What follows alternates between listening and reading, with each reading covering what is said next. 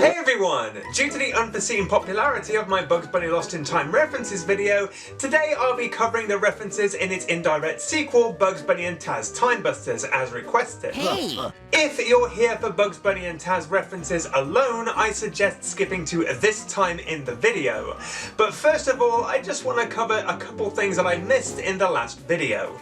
First of all, there's a level Downhill Duck. Well, I'll bet you can't beat me, Furface. In this level, Bugs and Daffy go head to head in a skiing competition, and Daffy is seen wearing this costume, which bears a strong resemblance to the one he was seen wearing in the 1953 classic Duck Amuck. I am genuinely surprised that I missed this, as I am a massive fan of this cartoon, and it's so bloody obvious. You're despicable. Likewise, Bugs Bunny is seen wearing some ear covers in this level, and this seems to be a reference to Bonanza Bunny from 1959. Hi, fellas, hi. I mean, they're not exactly the same, but it's clearly meant to be a reference to this. Gee, those northern lights are pretty this time of year. But the one reference that I missed that I'm actually really impressed about is this painting that I saw in the 1930s. I speculated that this painting in the bank could be a background from a cartoon, and do you know what? I'm really impressed by this. Kirby Superstar 5494 responded to this video in like the space of a week and said to me that this is actually a background from the 1948 cartoon Hairdo. This cartoon has absolutely no relation to the setting or even the era, really. This is just a background of a theatre lobby from the cartoon, but although it bears no relation to the setting in the game, I'm actually quite surprised I didn't find this myself, considering the fact that I'm very familiar with both the game and this cartoon. But honestly, I'm genuinely impressed by the attention to detail here, so really, well done! Now, Bugs and Taz isn't nearly so impressive in terms of its allusions to the classic shorts. I am the genie of the lamp, oh master.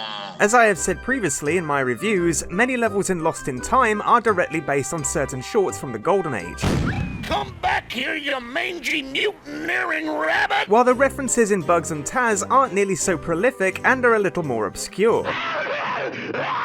The game begins in Greenwich, which acts as both the training location and the hub world for all four eras.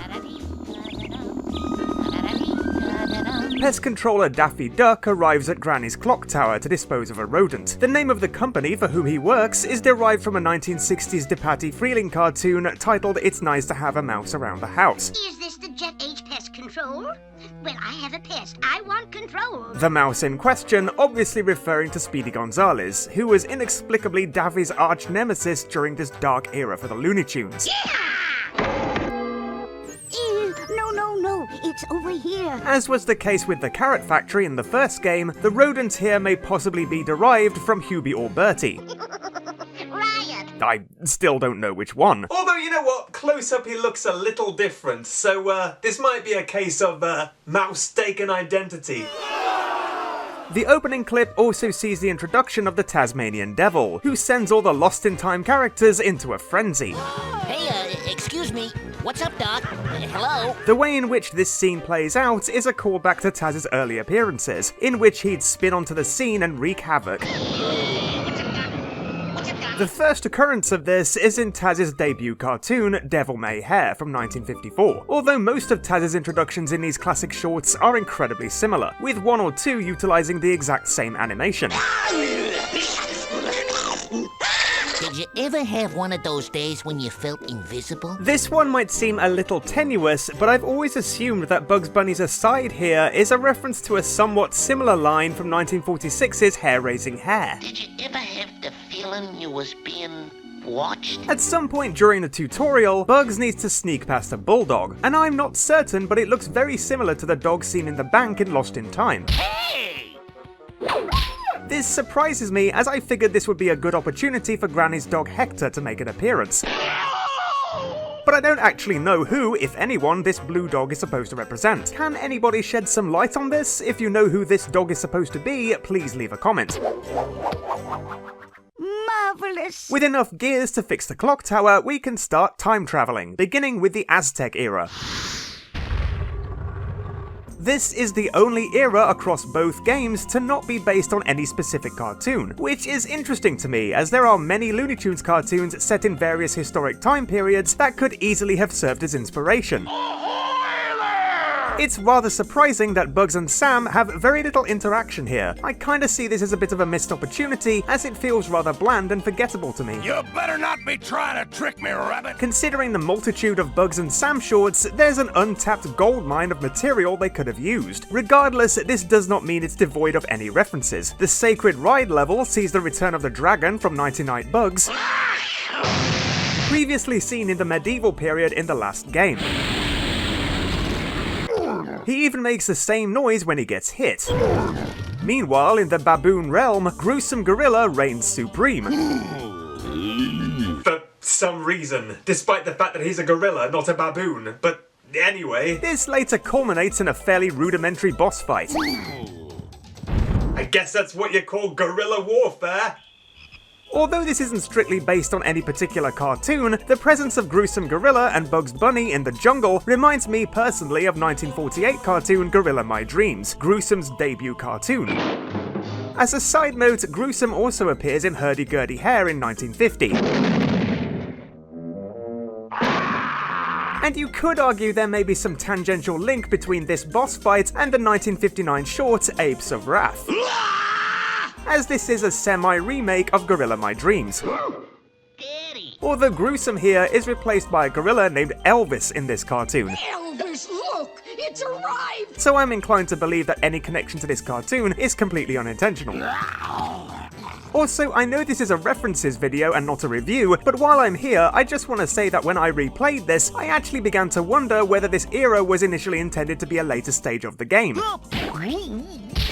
The reason I say this is because there are several aspects of this era that are a little more challenging than in other eras. For example, the Roll the Drums level is the most challenging of the button sequence challenges, as it is the only one that requires both players to participate in repeating the sequence in one turn. And the boss stage, Sam's Temple, is the only boss stage in the entire game in which you cannot call your partner with the L1 button. In fact, it's the only area in the entire game, period. You pretty much have to stick together throughout the level until you reach Sam at the very end.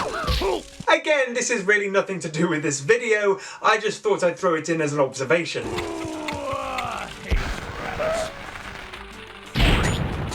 Besides a handful of references, I couldn't find any more in this era, so let's move on to the Viking era. This is an interesting one. For the most part, the era's narrative is derived from the infamous What's Opera doc, with Elmer donning the same outfit and residing in a location that clearly derives inspiration from this cartoon's background art. And while the cartoon sees Elmer Fuddinson boast a magic helmet, here he's seen wielding the magic hammer of Thor. Magic hammer! Otherwise, the design of the central area here seems to be more so inspired by the 1961 cartoon Prince Violent. The elephant from this cartoon also appears to be the same one seen in the level Saving the Druid, which once again sees the return of Hubie. Or Bertie, whichever it is. I still don't know. I would also argue that the way the little Viking dudes charge at you is a reference to how Sam does the exact same thing in this cartoon. Meanwhile, the Moon Valley contains a boss towards the end of the level. And this is a guy named Gashouse Gorilla, of no relation whatsoever to Gruesome Gorilla. I mean, he's not actually a gorilla for a start. Rather, this guy was a member of the Gashouse Gorillas baseball team in the 1946 short Baseball Bugs. Well, you got yourself a game. I'm not too sure how I feel about this reference. Despite the array of Looney Tunes antagonists they could have chosen, this one has always seemed strange to me. It's a rather odd choice considering he bears no relation to the era's setting whatsoever. You might say they struck out with this reference. You're out! The Arabian Era, meanwhile, is predominantly derived from the 1957 cartoon Alibaba Bunny, I'm comfortably well off! Woohoo! Baba Chop! with the era's main antagonist, Baba Chop, having clearly been inspired by one-shot character Hassan Chop. I assume the redesign of the character was due to the fact that they wanted him to represent some kind of authority.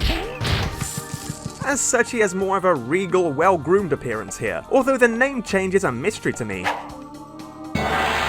It's evidently meant to be the same character, so I really don't know why they made this alteration. My, he's a big one. Bugs Bunny's quote at the beginning of Baba Chop's boss fight is also inspired by a line from Nightmare Hare. My, he's a big one. You know, as if this cartoon wasn't referenced enough in the previous game. Throughout the Arabian Era, you also need to free the elemental genies trapped in the other genies' temples. And these are all based on the genie seen in Alibaba Bunny.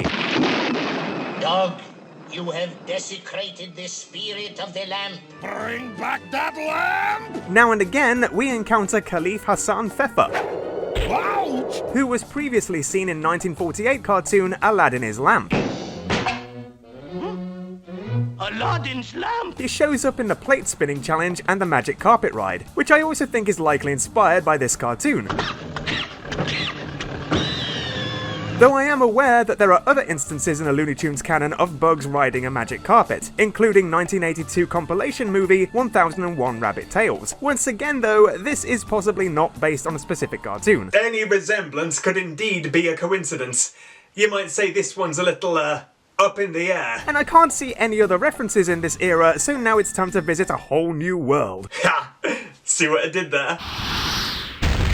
And what a dreary and lugubrious world this is. Gotcha.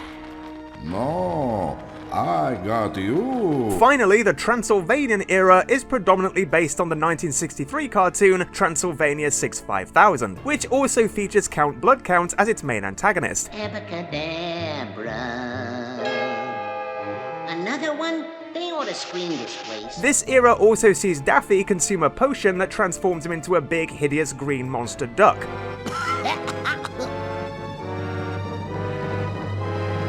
Which is an allusion to the many Jekyll and Hyde parodies the Looney Tunes have done. In particular, I see this as a reference to the ending to 1955's Hyde and Hare, in which Bugs also transforms into a very similar, hideous green version of himself, after having consumed Dr. Jekyll's Hyde serum. There's also Zoovania, a level that also derives inspiration from this Jekyll and Hyde theme. During the day, the zoo is normal, but as soon as you activate all the clocks to switch to nighttime, everything transforms.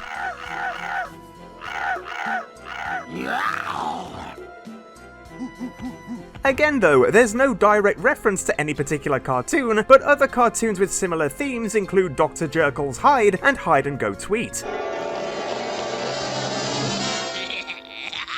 The Transylvanian Era's central area requires you to switch brains with some coloured monsters to climb their matching colour bell towers.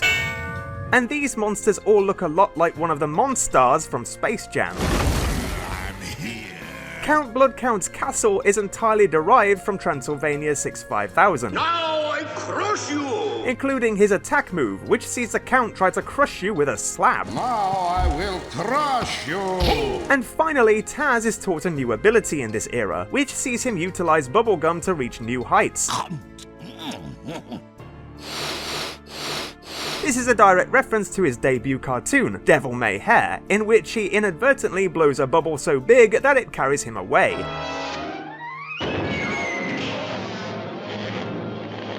The references here are again a little thin on the ground, so if you're expecting any more, I'm sorry to burst your bubble.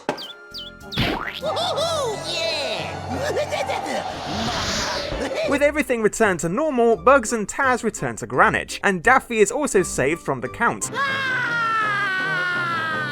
Only he's a much smaller size, prompting Bugs to spray him like the pest he is.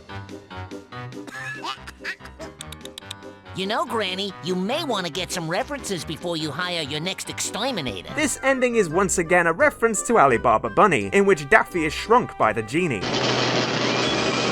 Yeah, they really like this cartoon by the looks of it. I'm rich. I'm a happy miser. And that's pretty much it. I think it's clear just by watching these videos alone why I prefer the first game. The references seem a lot more prolific, and while it's possible I may have missed one or two here, it's plainly obvious that this game lacks that same attention to detail. Isn't it? This doesn't necessarily mean it's a bad game, but it does mean that this video was obviously going to be less extensive and elaborate. In any case, I hope you enjoyed, guys. If there are any other Looney Tunes references videos you want me to cover, let me know in the comments below. In the meantime, that's all for now, folks. Flippity flappity floop.